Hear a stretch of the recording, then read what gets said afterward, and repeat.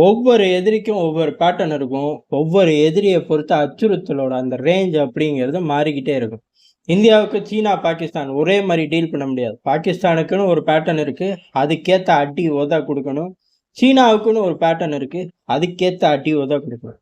இதுக்கான தயார் நிலையில ரவுண்ட் த கிளாக் நம்மளோட மொத்த எந்திரமும் தயாரா இருக்கு. இது போக வீணா போய் அப்பப்ப எதிரிகளா வரக்கூடிய ஆட்கள் அப்படிங்கிறது சுத்தி இருக்காய்ங்க. மால்தீவ், இலங்கை, நேபாள், பங்களாதேஷ் அப்படின்னு போய்க்கிட்டே இருக்கும். அப்படியே ரவுண்ட் த கிளாக் மாரி இவனுங்களும் ஒரு கிளாக்கா சுத்தி வந்துகிட்டே இருப்பான் எல்லாத்துக்கு. ஒருத்தன் மாத்தி ஒருத்தன், ஒருத்தன் மாத்தி ஒருத்தன் அப்படின்னு. அந்த அம்புட்டு பய பின்னாடி யாரு இருக்கா அப்படின்னா சீனா. ஆனா பங்களாதேஷ் பின்னாடி ஆப்பரேட் பண்றது அமெரிக்காவும். அதனால ஒவ்வொரு விஷயத்தையும் நம்ம பார்த்து செய்ய வேண்டியதா இருக்கு. பங்களாதேஷ் அப்படிங்கிற நாடு நமக்கு பெரிய விஷயமே கிடையாது. அதுக்கு பின்னாடி சீனா இருந்தா பெரிய விஷயமே கிடையாது. ஒண்ணு கிழிக்க முடியாது. ஆனா அதுக்கு பின்னாடி அமெரிக்கா இருந்தா இப்படி ரூட் எடுக்க வேண்டியதா இருக்கு. ஏன் அப்படின்னா பங்களாதேஷை கிளச்சு போட்டது அமெரிக்கா. பங்களாதேஷ்க்கு அங்க ஒரு பேஸ் வேணுங்கிறது ஊரறிஞ்ச உண்மை. அதே சமயம் சீனாவுக்கு பக்கத்துல இருக்கக்கூடிய நாடுகள் நிலையற்ற தன்மை. இன்னும் சொல்லப்போனா அது நாடே இல்லடா கருமம் முடிச்சவனுங்களா அப்படிங்கிற மாதிரி கூட்டம் கூட்டமா திரியணும் அப்படிங்கிறது தான் அமெரிக்காவோட ஆசை, எண்ண ஓட்டம். அதே மாதிரி அம்புட்டு கதையும் சீனா சீனா சீனான்னு எழுதுறாங்கல்ல, பின்னாடி பேப்பர்ல பதியறது சீனாவா மட்டும் இருக்காது, இந்தியாவாகவும் இருக்கும். ஏன் அப்படின்னா டாலர் அகேன்ஸ்டா சேலஞ்ச் பண்ணி போறதுல இந்தியா தான் நம்பர் ஒன் பிளேயர். ஏன் ரஷ்யா இல்லையா, சீனா இல்லையா அப்படின்னு கேட்டா, ரஷ்யா சீனான்னு போனா அது ஒரு கூட்டணியா போயிடும். அமெரிக்காவுக்கு எதிரான ஒரு கூட்டணிங்கிற பிம்பம் வந்துடும். இந்தியா இருக்கிற வரையும் தான் எப்பா தன் நாட்டுக்கு லாபம், தன் மக்களுக்கு மைலேஜ், ஒரே அடியா உங்ககிட்ட டாலரை புழங்கி சமாளிக்க முடியலையா அப்படிங்கிற அந்த ஒரு பர்டிகுலர் ஜோனுக்குள்ள போகும். அப்ப இந்தியா தான் அவனுங்களோட டார்கெட்டா இருக்கும். என்ன ஒண்ணு, எதிரியை வீழ்த்துற மாதிரி வீழ்த்த விரும்ப மாட்டார்கள். ஏன்னா இந்தியாவோட தேவை பல ஆண்டுகளுக்கு அமெரிக்காவுக்கு இருக்கு. அதே மாதிரி இந்தியா ஒருபோதும் டாலரை ஒழிச்சு கட்டுவேன்லாம் சத்தியம் போடுறதே இல்லை. உண்மையிலேயே முடியல. அதுக்காக அந்த ரேஷியோவை தான் கட் பண்ண பார்க்குறோம். உனக்கே தெரியும் முழு ரேஷியோவையும் கட் பண்ண முடியாது அப்படிங்கிறது அப்படின்னு ராஜதந்திரத்துல மூவ் பண்றோம். அதனால அங்க கூடுதலான இடைஞ்சல், நமக்கும் இடைஞ்சல் அப்படிங்கிற மாதிரி ப்ளே பண்ண அதிக வாய்ப்பு இருக்கு. டெல்லி ஏன் இவ்வளவு பக்குவமா பங்களாதேஷ் விவகாரத்துல நடந்துக்குது அப்படின்னா பங்களாதேஷ் ஒர்த் இல்லைங்கிறது இன்னொன்னு இந்த மாதிரி சூழ்நிலையும் பிளேயர்களும் ஜாஸ்தியா இருக்கிறனால தான் இப்ப சமீபத்துல இந்த வேலி போடுற விவகாரம் அப்படிங்கிறது ஏறக்குறைய ஜவ்வு மாதிரி இழுக்குது. ஆனா உண்மையை பார்த்தோம் அப்படின்னா அதுல ஆழமா இந்தியா இறங்கி அடிக்குது அப்படிங்கிறதுதான். இந்த வேலி போற விஷயம் அப்படிங்கிறது அங்க நிலையற்ற தன்மை. உன் ஊர் கலவர பூமியா இருக்கு, ஆகுனா இங்கதான் ஓடி வரீங்க, வேலி போடுறோம். இது சிம்பிளான தியரி, எல்லா நாடும் செய்யக்கூடிய தியரி. எல்லையே மாறி மாறி இருக்கு. அது இப்பயாடா இருக்கு, ஏகப்பட்ட காலங்களா இந்த சச்சரவு பிரச்சனை ஓடிக்கிட்டு தான் இருக்கு. இன்னும் சொல்ல போனா சத்தமே இல்லாம இந்தியா பங்களாதேஷ்குள்ள நடக்கக்கூடிய ஒரு யுத்தம்னே சொல்லலாம். அங்கிருந்து இங்க உள்ளவர்களோட வாழ்வாதாரத்தை புடுங்கிட்டு போறது. அதாவது வேலைக்குன்னு இங்க உள்ளூர்ல வேலை பார்க்கறது மட்டும் கிடையாது. பங்களாதேஷை சேர்ந்த பல நபர்கள் இங்க இருந்து வளைகுடாக்கு வேலைக்கு போவார்கள். அதாவது அங்கிருந்து ஓடி இந்த பக்கம் உள்ள மாகாணங்கள், மாநிலத்துல பிரஜா மாதிரி காட்டி இங்க உள்ள ஏஜென்சிகள் அவர்களை ஹையர் பண்ணி, நல்லாவே ஏஜென்சிக்கு தெரியும், சில ஏஜென்சிக்கு தெரியாது, ஹையர் பண்ணி இந்திய போர் வேலையை உள்ளுக்குள்ள தூக்கிட்டு போய் விடுறது. இந்த வேலைகளும் ஜாஸ்தி. அப்ப இங்க ஓடி வரனால அந்த பகுதியில உள்ள வெளிநாட்டு வேலையும் புடுங்குறார்கள் அப்படிங்கிறதா யதார்த்தமான உண்மை, காலங்காலமா நடந்துகிட்டு இருக்கிற விஷயம். இது பிஜேபி காங்கிரஸை தாண்டி எல்லா அரசாங்கங்களும் இந்த விவகாரத்துல பிரச்சனையை ஃபேஸ் பண்ணதான் செஞ்சுச்சு. இன்னும் சொல்ல போனா இந்த பயல்களை வெளியேற்றியே ஆகணும்னு சட்ட ரீதியா போராடும் போது கூட இவர்களுக்கான பேக்கப் அப்படிங்கிறது பெரும் பேக்கப். ஏன் அப்படின்னா எல்லா பக்கமும் கேஸை நடத்தக்கூடிய அளவுக்கு வலுவா என்ஜிஓக்கள் சப்போர்ட் பண்ணார்கள். என்ஜிஓக்கள் களத்துல இறங்கிட்டாலே அந்த இடத்துல வெளிநாட்டு பிளேயர்களோட கை ஓங்கிருச்சு அப்படின்னு அர்த்தம். ஏன் அப்படின்னா அவனோட ஃபோக்கஸ் அங்க வந்துருச்சு அப்படிங்கிறதா. உள்நாட்டுல கஷ்டப்படுறவனுக்காக என்ஜிஓ வேலை செய்யல, வெளிநாட்டுல இருந்து ஓடி வந்தவனுக்காக என்ஜிஓவா நான் வேலை செய்வேன் அப்படின்னா கூடுதலாக சிரமப்பட்டு நேர போய் அமெரிக்காலேயே செட்டில் பண்ணி விட்டுறேன், இன்னும் வாழ்வாதாரம் பிச்சுக்கும், அவனோட எதிர்காலம் பிச்சுக்கும்ல. ஆனா அதை செய்ய மாட்டாங்க, இழிச்சவன் நம்ம தானே. ஒரு காலகட்டத்துல பெரிய அளவு சட்ட ரீதியான நடவடிக்கை பிரச்சனையெல்லாம் ஓடுச்சு. எப்ப அப்டின்னா 1964 காலகட்டங்கள்ல வெற்றி கண்டு அன்னைக்கு 20,000க்கும் மேற்பட்ட நபர்கள அனுப்பிச்சு விட்டோம். அந்த மாரி காலங்காலமா இந்த சர்ச்சை இருக்கு.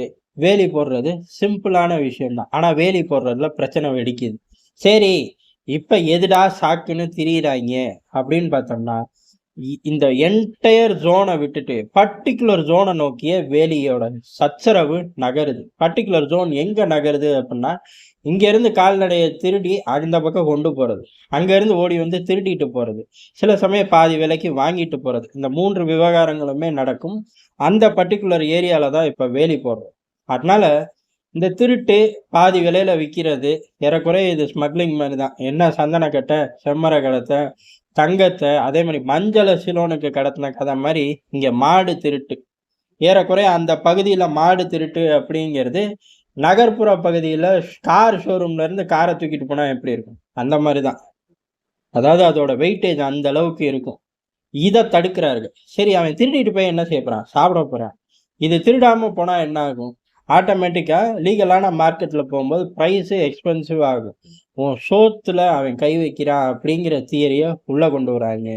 இன்னைக்கு நேத்து கிடையாது. இந்த கால்நடை திருட்டு அப்படிங்கிறது எப்பயுமே நம்ம தடுத்துக்கிட்டே தான் இருக்கோம்.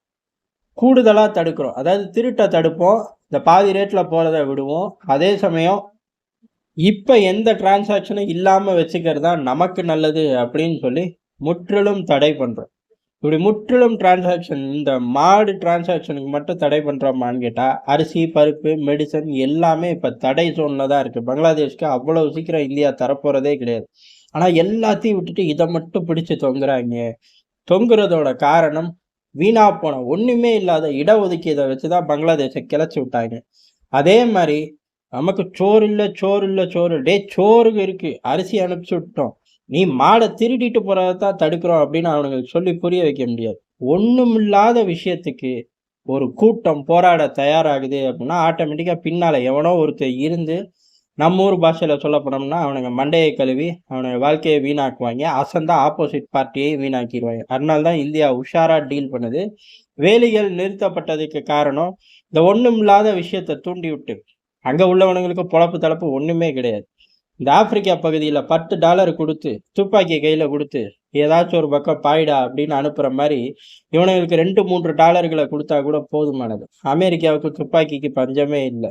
அதை வித்தே தான் தலைவன் அரசியலே பண்றான் அங்க உள்ள அரசியல் கட்சிகள் பூரா. அதனால $3 ஒரு துப்பாக்கி அப்படின்னு பங்களாதேஷ 15 கோடி பேர் இருக்காங்க. அம்புட்டு பேர்ட்டையும் கொடுத்தா சீனா என்ன ஆகும், டாலரை சேலஞ்ச் பண்ற இந்தியா என்ன ஆகும் அப்படிங்கிற திட்டம் கூட அன்னை அமெரிக்கா போட்டிருக்கலாம். 100% கன்ஃபார்ம் கிடையாது. ஆனா டெல்லி இதை யோசிச்சுதான் இந்த ஃபென்சிங் விவகாரத்துல கொஞ்சம் அமைதி காக்கும். ஏன் அப்படின்னா இவனுக்கு 10 நாள் தான், 11ஆவது நாள் இவர்களுக்குள்ள வேற ஒரு பிரச்சனை வெடிச்சிடும். ஆட்டோமேட்டிக்காவும் வெடிக்கும், டெல்லியோட ஏற்பாடுலையும் வெடிக்கும். ஏன் அப்படின்னா அரிசி கொடுத்தா அதை மக்களுக்கு கொடுப்பானா பெரும் சந்தேகம். அந்த அரிசியை இவன் திருடுவான். அப்படி அரிசி திருடுற பணத்துல பங்கு பிரிக்கும் போது சண்டை வருமா? கட்டாயம் வரும். வராட்டி நம்ம வர வைப்போம். இதுதான் டெல்லியோட பிளான். இது வெளிப்படையா இப்போ 1-2 அவர்களே கசிய விடுறதுனால நம்ம பேசுறோம். இத மாதிரி 100க்கும் மேற்பட்ட திட்டங்களோட பங்களாதேஷ்ல இந்திய உளவுத்துறை ஆப்ரேட் பண்ணிக்கிட்டு தான் இருக்கு. அதனால இவர்களால அமெரிக்கா என்னத்த அசைன்மெண்ட் கொடுத்தாலும் ட்ரிகர் ஆகி நம்ம சைடு வர முடியாது. இருந்தாலும் எல்லா திசைகள்லையும் யோசிக்கிற நாள் தான் இந்த வேலி போடுற விவகாரத்தை தற்காலிகமா நிறுத்தி வச்சிருக்காரு. நிறுத்திட்டு அந்த இடத்துல நம்மளோட பார்டர் செக்யூரிட்டி ஃபோர்ஸ் அலர்ட்டா நிக்குது. வேலியை என்ன வேலை செய்யுமோ அதை அங்க உள்ள இந்திய ராணுவம் செஞ்சுக்கிட்டு இருக்கு. என்ன ஒண்ணு சுட போறது இல்ல, சுற்றுவோம்டா அப்படின்னு பங்களாதேஷ் இன்சார்ஜ் அந்த சைடு உள்ள ராணுவ அதிகாரியை கூப்பிட்டு தினந்தோறும் பேசிக்கிட்டு இருக்கோம். இதை தாண்டி இதுக்கு பின்னாடி கொஞ்சம் வீரியம் இருக்கு அப்படின்னு மேற்படி நம்ம 2 நிமிஷத்துக்கு முன்னாடி பார்த்ததுக்கான ஒரு மைலேஜ், ஒரு வெயிட்டேஜ் எங்க இருந்து வருது அப்படின்னா, பங்களாதேஷ் ஒரு நாடே கிடையாது. எப்ப ஷேக் ஹசீனா இருக்கும்போதே ஒரு நாடு கிடையாது. இந்தியாவோட ஈக்குவலா, இந்தியாவோட கம்பேர் பண்றது. இப்ப அது நாடே கிடையாதுன்னு உலகத்துல உள்ள அம்புட்டு பேர்ல சத்தியம் பண்ணுவேன். ஏன் அப்படின்னா அங்க அரசாங்கம் கிடையாது, இடைக்கால நிர்வாகம். அந்த இடைக்கால நிர்வாகத்துக்கு ஒரு தலைவன். அந்த தலைவன் எங்க இருந்து வந்தான் அப்படின்னா வேற ஒரு நாட்டுல இருந்தா ஓடி வந்தான். எதுக்கு? அனுப்பிச்சு விட்டாங்க. ஓடி வந்து பதவியேற்றான். பதவியேற்றதுல இருந்து ஒரு காரியமும் பண்ணது கிடையாது. அப்பேற்பட்ட நாடு இந்திய தூதரகத்தை அழிச்சு, தூதரக அதிகாரி பங்களாதேஷ் இந்திய தூதரக அதிகாரியை அழிச்சு கண்டனம் தெரிவிக்கிறார்களாமா. ஆனா உள்ள போனவரு மனுஷன் வச்சு செஞ்சுட்டார். பெரும்பாலும் இந்திய தூதரக அதிகாரிகள் ஏறக்குறைய கேபினட் மினிஸ்டர் ரேஞ்சில தான் மிரட்டுறார்கள் அப்படிங்கிற பல குற்றச்சாட்டு இலங்கை போன்ற நாடுகள்லாம் வாய் தவறி வெளில சொன்னாங்க. ஏன்டா அப்படியா சொன்ன அப்படின்னு கூப்பிட்டு கேட்டப்ப, இல்ல நான் சொல்லவே இல்லை, அதுவா செய்தி கசிஞ்சிருச்சு அப்படின்னார்கள். நேபாளம் அந்த மாதிரி பல காலங்கள் சொன்னார்கள். அதனால இந்திய தூதரக அதிகாரிகள் சீனா மாதிரி வெளிப்படையா உட்காந்து மைக்கை கூப்பிட்டு பேசுறதுலாம் கிடையாது. காட்டமா ஸ்டேட்மெண்ட் விட்டு எங்களுக்கு என்ன பண்ணுவீங்க, இந்த மாதிரி கூப்பிடும்போது வச்சு செஞ்சிடுறார்கள். காரணம் டெல்லியோட உத்தரவு அந்த மாதிரி. அதே மாதிரி பதிலுக்கு இவனுங்க கூப்பிட்டு, அதாவது கூப்பிட்டா இந்திய தூதரக அதிகாரி வந்து வச்சு நம்மளை செய்வாருன்னு தெரியும். வச்சு செஞ்சாலும் பரவாயில்ல, ரூம்குள்ள செய்வாரு. எல்லைகள்ல நம்ம செஞ்ச சேட்டைக்கு நம்மளை போட்டு எல்லையிலேயே பொழந்து கட்டாம விடட்டும்னு கூட பங்களாதேஷ் அரசாங்கம் இந்த வேலையை பண்ணியிருக்கலாம். அதே சமயம் இந்தியாவும் தன் பங்குக்கு பங்களாதேஷ் தூதரகத்தை கூப்பிட்டுச்சு.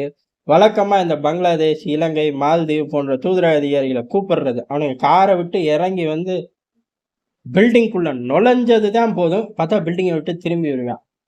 ஏடா போனாரு வந்தாருங்கிற மாதிரி ஷாட் எடுக்க விட்ட அப்படின்னு வெளியில இருக்கக்கூடிய ஏஜென்சிகளே திகச்சு போய் பார்ப்பார்கள். ஏன் அப்படின்னா, போனோடனே பேப்பரை கொடுத்து படம் இல்லை அப்படின்றது. அதே நிலைமை தான் மால்தீவுக்கும் இதை செஞ்சு காட்டணும், முன்னொரு காலத்துல இலங்கைக்கும் செஞ்சு காட்டணும். இப்ப பங்களாதேஷ் மட்டும் விதிவிலக்கா? அதே தான், உள்ள போனோடனே இப்போ இல்லை அப்படின்னு சொல்லி பேப்பரை கொடுத்து அனுப்பிச்சு விட்டோம். இந்த மாதிரி பின்னாடி அமெரிக்கா இருக்கலாம், இல்லாமே இருக்கலாம். எதுனாலும் சரி பார்த்து பக்குவமா ஒரு 10 நாள் அடிச்சோம் அப்படின்னா, போன ஒரு நாள் அவனுங்களுக்குள்ளேயே சண்டையை மூட்டி விட இந்திய உளவுத்துறையோட வலை தயார் நிலையில இருக்கு. இது எதுவுமே தெரியாம தான் யூனுஸ் தலைமையிலான கூட்டம் ஆடுன்னு ஆடிக்கிட்டு இருக்கு. தங்குன்னு சலங்கையை கட்டி குதிக்கிறக்கு சமமா ஆடுறார்கள். ஆனா சர்வதேச அரசியல்ல இப்ப உள்ள பங்களாதேஷ் கூட்டத்துல ஒருத்தனுக்கு கூட வேடிக்கை பார்க்குற தகுதி கூட இல்லை அப்படிங்கிறதான் டெல்லியோட கமெண்டா இருக்கு. நன்றி, வணக்கம்.